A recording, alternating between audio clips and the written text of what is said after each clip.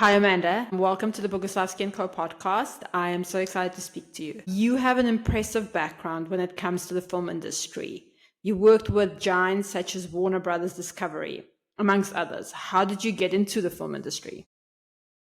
So I've always been, I guess you would call it a media girl, enjoyed media. I mean, to be honest, I'm old enough to have started in print and then got into TV not until 2007, to be honest. I moved back from living in Asia Pacific and joined Discovery Warner at that point. But for me, the other constants in my life, other than media, is also working in high growth, high opportunity markets. So I was based in London, but working across Middle East, Africa, Turkey, and also Russia and CIS at that point. So a lot of travel, which is something that I love. But yeah, I started with Discovery Warner at that point. And also at that point, I should be clear, it wasn't Discovery Warner, it was just Discovery. So we were looking at the non-scripted side of life with channels like Discovery and Animal Planet and TLC and so on. So yeah, that's how. But I mean, I've always been interested in content and perspectives and, have enjoyed really working with people who are passionate about those things. Why content? Storytelling. Well, storytelling, I think, because everybody always says, oh, it's different here. I mean, this is I guess, my different perspective here in the region is that everyone's always trying to say, oh, it's different here. And actually, at the end of the day, there is a universality to storytelling, which I think is really important. And for me, for an example, as a non-Arab speaker, but working in this region, I'm loving the sort of, the global cut through we're beginning to get with our content in this region. And it's, perhaps to push the conversation too quickly forward, but it's one of the reasons why I set up Rise, because you can see so much talent in this region. And it's just a question of, trying to find the finance in a slightly different way, give people more time to create that story and to really work on scripts and story arcs and character development and just give them a kind of almost like a financial safety net so that they have more time to put into the story at the front end. The production values and so on, it's not an issue here. It's fantastic. Yeah, lots of skill sets. Yeah. It is about having more time to develop the story. And I think it's a sort of hangover maybe from a very free-to-air focused market, which was always very ad-driven, that you were commissioned at a very late stage. So obviously I'm not talking about films now, I'm talking about things made for TV, but it was, you've had very last minute commissioning, and you've also had Ramadan as a sort of key anchor in the year where you've had so much content created so quickly for Ramadan. So now we're trying to do things a bit differently. And, not just at Rise, but everybody in the region. And, I think there is this movement amongst all of us, and we all talk to each other all the time, trying to have our sort of Squid Game moment, I guess. So speaking of Rise, it's an entertainment company, but the focus is to drive content investment across the region whilst being platform agnostic. Can you explain a little bit more detail? What does it actually entail? Yeah, so we are building an ecosystem of producers who we partner with and support. And the support is bespoke to each one of them, but often it involves financial support, distribution support, legal support, and sometimes also bringing a slightly different perspective to a creative process. And again, I think that's where so I've handpicked a team of people who have all worked on the platform side of the business, but who are all creative, understand the process, speak Arabic, have a great reputation in the region. So we bring to the table, when we're working with a creator, a perspective about what's going to work for the platform, what the platforms might want to see, where there are gaps on particular platforms that we could fill with this particular piece of content. So we bring a little bit of sort of, I guess, science to the process. We're very heavily invested in data to support, really intelligent decision making. And then we combine that with the sort of passion of the storyteller, of the writer and the director. And then you get the perfect pitch, really, because it's not just, you have to be head and heart if you're going to. Well, art and science, yeah. Exactly. So you need a little bit of both. And we feel that we can bring some of that perspective to it. Also looking at comparables. I mean, it's all about de-risking the commissioning process for the person on the other side who's going to take the decision about the show. And I think, obviously, so you want me to talk a bit more about films, not just series, but I think it's all so related here, because in this region you're seeing quite interesting trends that are special and you don't necessarily get anywhere else right now. So you've got the global streamers piling into the region, and you're looking at them anticipating 30% growth rates for MENA between 2024 and 29. So that's quite significant. The only region that's ahead of us right now in terms of growth for these streamers is sub-Saharan Africa. So that's very different from the kind of 10% that they're looking at in North America, for example. So you've got their focus. It's slow and it's a bit stop-start, but you've definitely got their focus. Then added to that, you've got this cinema surge, which is going on. And of course, as everybody knows, driven by Saudi. You had the reopening 2018, adding of all these screens, you're over 600 screens now and rising. I don't think we're in the sort of go-go years that we had from 2018 when it was just incredible. I think it's maturing the market now, but it's still driving growth. So it's still 42% of regional box office, the Saudi market, and 15th in the world. So it's a really quite important market.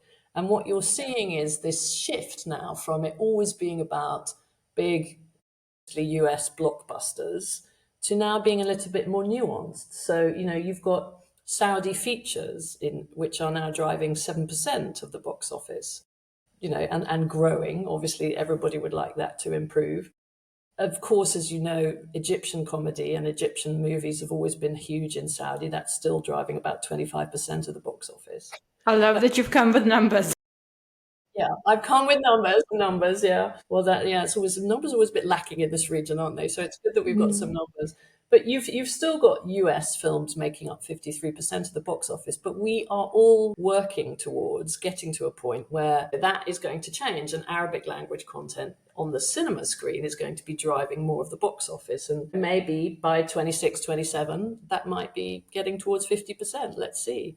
Certainly there's a lot of people working very hard on these movies. And actually the growth that you had even in January of this year compared to December is, let me get the right number for you. Yeah, 85%. So January was up 85% on December, which is interesting because December is traditionally a good time for movies. In Saudi, driven by two movies, one of which was a Saudi family drama, Hobal, and one of which was the classic sort of Egyptian marital comedy. But that Egyptian movie made $5 million in January. Speaking of Saudi, the Red Sea Film Festival has grown from year to year. I don't know if you have any insights on this, but when are we seeing a resurrection of the Dubai International Film Festival? Oh gosh, yes, I know. I'm desperate. I'm desperate too. Yeah. I mean, I think what happened was all the people that were so brilliant at organizing the Dubai Film Festival went to Red Sea. Okay. Red Sea Film Festival is amazing. I've been there every year. It's been such an interesting thing to watch, and it's fantastic. And honestly, it's the sort of, from a professional point of view, it's the MIPCOM of the region now. Literally everybody's there. The market is so crowded. It's fantastic. You can literally meet everybody in the space of 4 days. But the films are, getting more and more interesting. And obviously, Saudi, it's important because the drive for entertainment is part of the vision, and it's part of not only providing entertainment outlets for society, but also driving employment opportunities and the growth of the creative industries. And I think what's so interesting about the vision is that there's this real understanding, very early understanding of the importance of the creative industries. So that is really being developed front and center, and makes sense because you've got a super tech savvy population, very young, very, really wanting content that is different from what their parents were watching. The research that we've done suggests that this clash of tradition versus modernity and this idea of personal journeys is really resonating, particularly in Saudi. We've done some fascinating research with our research partner where we, instead of having genres and subgenres, what we try to go is for themes. So what you see is in Saudi, it's all about tradition versus modernity. In Egypt, it's all about sort of good versus evil in a sort of small town setting. So again, a movie like Snow White, for example, which was Yeah. at the Red Sea Film Festival, where you had Mariam Sharif as the first little person. The storyline there was about her personal journey. You know, she was on dating apps, but trying to hide the fact that she was a dwarf. And then there was, well, what's going to happen when they eventually meet? And the subplot was that she was actually going to probably have to sacrifice her chance at happiness for her sister, you know, to find the dowry for her sister. Brilliant movie. But yeah, so I think what we're seeing is this, because everybody looks at MENA from the outside and they think it's a homogeneous region. And as we Yeah. all, Yeah. it's so not. So this ability to be able to craft a movie or a series a little bit more for, you know, what are you wanting? Are you wanting GCC? Are you wanting Egypt? Are you wanting Levant? And how does that fit with how the movie will be distributed and then sold first and second pay? You didn't mention Qatar. Is there anything coming out of Qatar that's interesting at the moment? I'm probably not the expert on that Okay. region yet, but I think, I mean, I do feel like we sort of maybe a bit lazy and we roll everything up into a sort of To GCC bucket. see. Yeah. And traditionally in that, I mean, it's interesting actually because traditionally Kuwait has obviously always been the sort of big driver of content for GCC. Now Saudi's very firmly stepping into Yeah. that. I had Gianluca Chakra on my podcast. He Yeah, also mentioned Kuwait, yeah. actually. Yes. Yes. Yeah, Yes. no, well, Kuwait's got a very deep talent bench. You know, because they've been doing this for a long time. So yeah, but I think now it's very much, you know, everybody trying to invest and create their own sort of local homegrown content for all sorts of reasons. I mean, I guess what's interesting for me is when you compare the cut through of, say, Turkish content or Korean content, you know, that's what we all aspire to. But in those markets, you've had, I mean, in Korea, for example, you've had, which is the Korean sort of Federation of Content, investing long term very heavily to promote Korean content with this idea of soft power. And in Turkey, you've had a very active and financially viable, until quite recently, domestic market for TV advertising and a free to air market with many, many broadcasters competing. So those are the reasons why the Turkish and the Korean markets have sort of really developed strongly and got in a position where they've created amazing content, which is now traveling. When you look at our region, it's not quite as homogeneous and you don't have the sort of the push of advertising and eyeballs and so on that you've got in a market like Turkey, just because our markets are so much more fragmented. You know, we haven't got that homogeneity. So even though Saudi is obviously the market that drives the biggest ARPU, biggest average revenue per user and so on, it's still not enough. So this is what we are all trying to handle. And I guess that's why something like, to answer your question in a long-winded way, that's where Rise fits into the ecosystem, because we are trying to finance the talents so that they can develop their own content. We create the content together, and then we own the IP. Because the other sadness that you've got in this region is that everybody has been working for decades to produce brilliant content. But when you actually look into the production, the producers' libraries, they only have sort of 3 or 4 shows, some of these independent producers, because they're always losing their IP through the commissioning process. And I Speaking guess, of that and the process, for those not in the know, when it comes to indie films, particularly from development to distribution, where exactly does Rise fit in and where do all the other parties fit in? If you could well, take so us into the. yeah, I mean, again, it's an annoying answer because it depends. I mean, but in theory, we come in at the beginning, and that's where we like to be, because we're looking at the treatments and the script, and people come to us early, and we sift through and look at, you know, what we think is going to work based on our commercial understanding and the research that we do. And then we are looking at working with, we try not to have a sort of scattergun approach. Prefer to work with fewer people that we really trust. So we're developing deeper relationships with a few key producers. And we decide on the budget, we look at the financing, we try to make it so that each side is putting some money in. And then that impacts so the share that you put in at the beginning is then coming back to you as the same share of the IP ownership and the distribution revenues.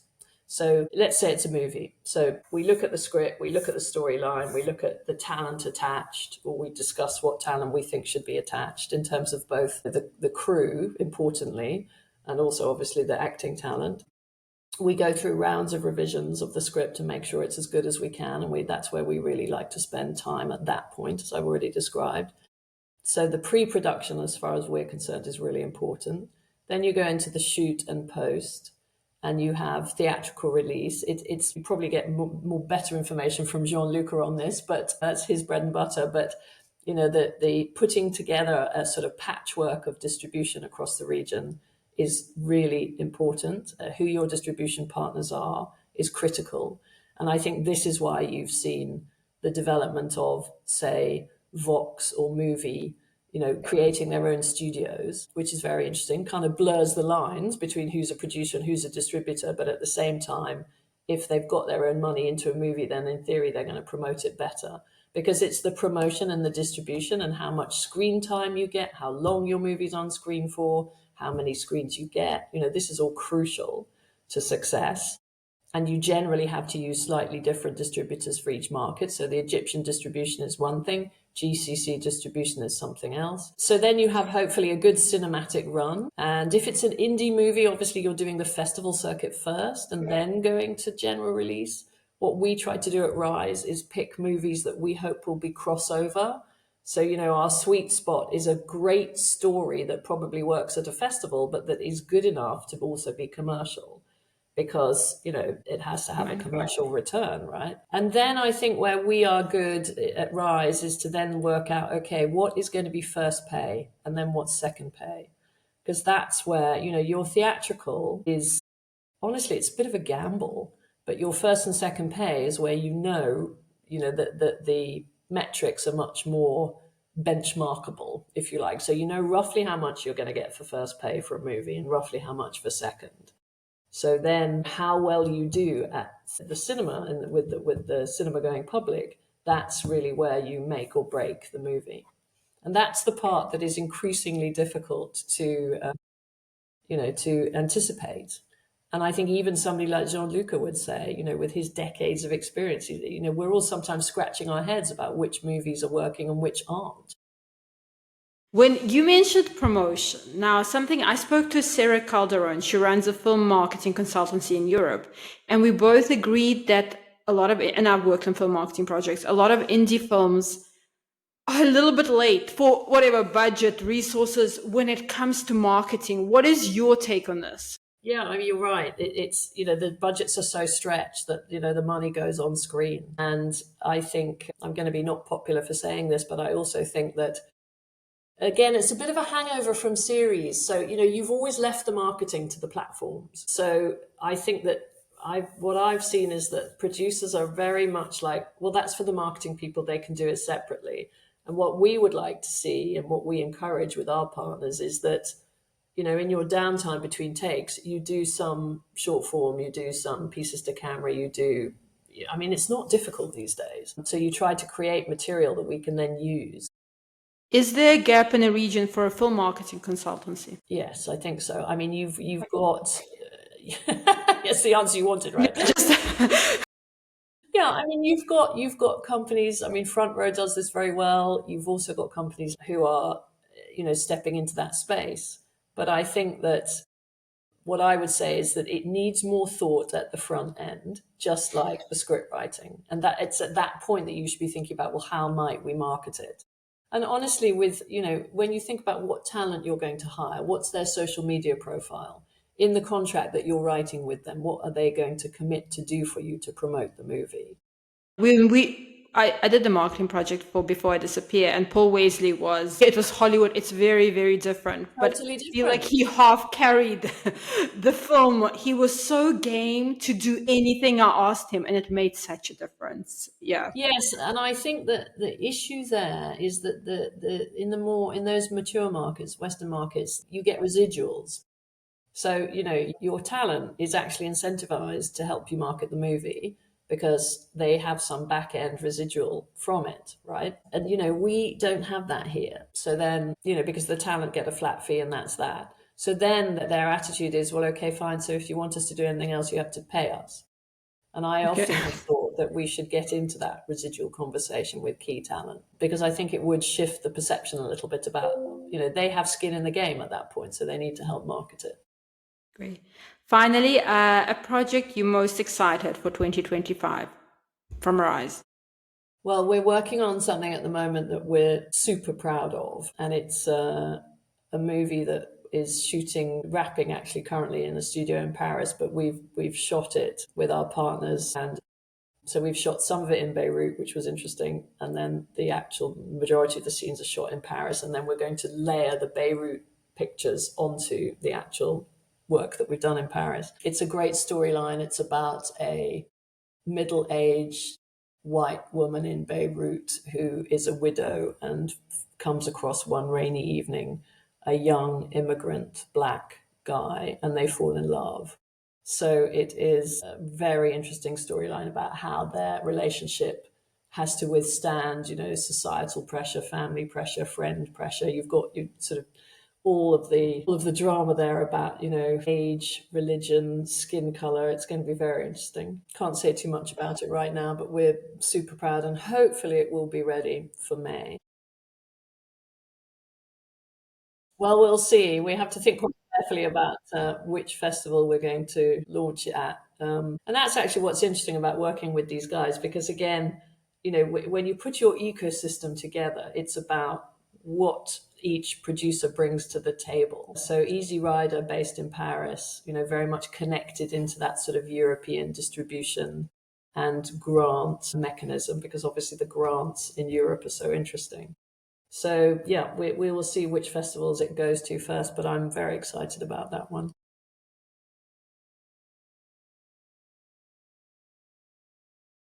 Well, thank you, Mariana, for the opportunity. Much appreciated.